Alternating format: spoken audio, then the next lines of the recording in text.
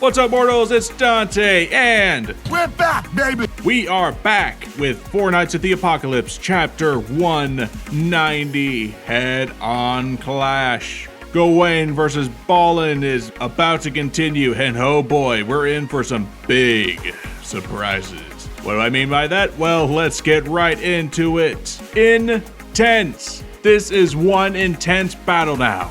Gawain, wielder of magic and possessor of a truly fearsome punching force. Balin, the defending champ with an invincible body that refuses to take damage, who will find themselves as the victor of the end. But back in the grandstand, Bellatrip's arm is still aching, and he's wondering to himself what's going on. 𝐸𝐿thr has the same question. He delves into the Green Knight's mind to see that the pulsating chaos tumors are starting to be provoked.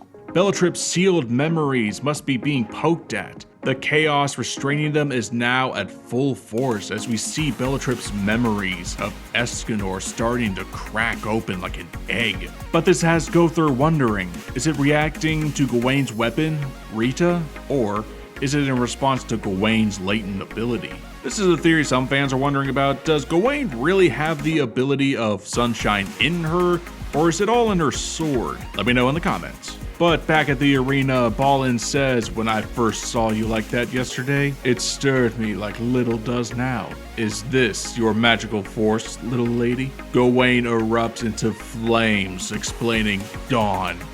I can build up the massive heat of the sun and convert it into my own power. Too shocked to react, but Balin smirks. Dawn, the first light of the day, a sign illuminating the way ahead. How beautiful. You're almost like a sun goddess. Gawain gets really flustered. Like, dude, if you were a girl, she would probably be all over you, but she just says, that won't make me let up on you. Like, dude, you got it, but you're the wrong gender. But Balin has no issues with this, saying fine with that, as the two clash their mighty blades against one another with full force. Upon impact, a massive explosion erupts from where they stand, hitting even the arena's attendees, with both Balin and Gawain locked in vicious combat, daring the other one to make their move. And in the next shot, we see that Balin and Gawain are clashing their mighty blades against one another, blocking and parrying the other, hoping to get a leg up from the other one. And fortune favored Balin. He managed to knock away Gawain's sacred sword, Rita. Don't worry, it'll come back. It always does. But Gawain also has a trick up her sleeve. She knocks away Balin's mighty sword and kicks it right into the ground. Both weapons are gone, but now what will unfold? Without their blades, they rely on fisticuffs. Gawain delivers a roundhouse kick to Balin's face with her big thighs. Roadhouse. But Balin retaliates by punching Gawain right in the side. Oh, I feel like that's a blown kidney right there. The Knight of Famine is sent back in pain, but Balin just smirks without any damage to him at all. Back in the crowd, 𝐸𝐿 is saying that I'm sure defeat's just a matter of time. They're too far apart in force, but 𝐸𝐿 is backing up Gawain, yelling, how dare you address that to a friend in trouble? And Donnie, he points out the fact that Gawain burned his hair 2 years ago. I actually forgot about that, but I could see why 𝐸𝐿 is having a hard time, trying to agree that Gawain is going to win. But also, then again, this is the same guy who tried to kill Gawain the first time, and that did not end so well. Balin asks if Gawain is alright, but she gets up, wipes the blood off her face, and says, I had my hair set just right, and now you've ruined it. I know she doesn't talk like that, but I just get that kind of vibe when I read this dialogue. Gawain warns her opponents, I kept this in my pocket for the final, or when I beat Percival to a pulp, oof, poor guy, but I'll let you see it instead. And Gawain clenches her fists, her thighs get thicker than tree trunks, and her body just starts getting huge. And let's just say, Gawain is buffer than ever, and yet her head is still very tiny. This is Tyrant style, 80% release. Gawain has essentially entered their own The One form, almost. This is 80% of the full charge. So not the full 100% as we've seen from Escanor entering the One form, but you can really see the similarities between these two. I mean, the gigantic bodies, the weirdly shaped heads. I don't get why the proportions are so weird like this with Sunshine. Like, seriously. And you know what? I wonder what Balin's thinking right now. I'm Shyrose. As Gawain just smacks him with a full force into the ground. And in the next few shots, we just see her attacking Balin like a ragdoll, beating him with relative ease. She's going full Hulk mode against her opponent.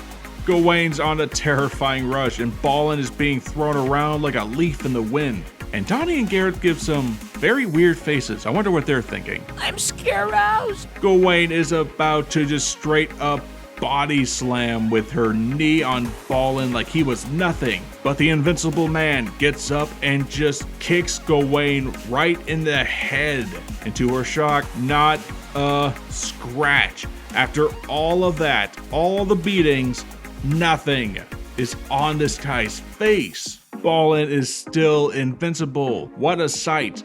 No guard and no damage at all, causing Percival and his friends to fear the worst. The champion walks over, saying, I know this isn't everything you have. I beg of you, please take me up even higher. Gawain, trying to catch her breath, is actually shrinking back to how she was before, telling him you won't be smiling for much longer. But Balin retorts, saying, I hope I'm not. I've always wanted to fight someone who can change my destiny. Destiny? What? What's this have to do with destiny? Wait a minute. 𝐿𝐴𝐾𝐿, is this a hint? Is there a way to beat this guy and it's tied to his destiny? What are you playing at, you sneaky pig man? As Gawain's gathering her breath, she thinks to herself, all strikes and magic are canceled out. If 80% force can't do anything, it's unlikely that 100% will do anything at all. I need to take a deep breath and think. First thing is to not waste any more energy. As Gawain gets up, her opponent asks, may I ask you something? What is it that you're fighting for? The Knight of Famine smirks, saying, what do you think? Gawain gets up and says, for the ones that I hold dear. As we see everyone from the platoons and the other members of the Four Knights watching her continue to fight despite the inevitable odds against Balin the Invincible. And that is how we end chapter 190. The wait was definitely worth it. This was a great chapter, and I was so wrong in my theories discussion video. I thought for sure that Gawain was just going to beat Balin. My theory was that she was going to just make him drain all of his magical power. If he does that, whatever invincible charm that Balin has would be gone, and she would be able to beat him Escanor style with one finger. But that doesn't appear to be the case. Magic and physical force do nothing against this guy. Not even when Gawain essentially goes into the One form does it do anything against Balin the Invincible. And we got a little hint of something else with this guy. Destiny.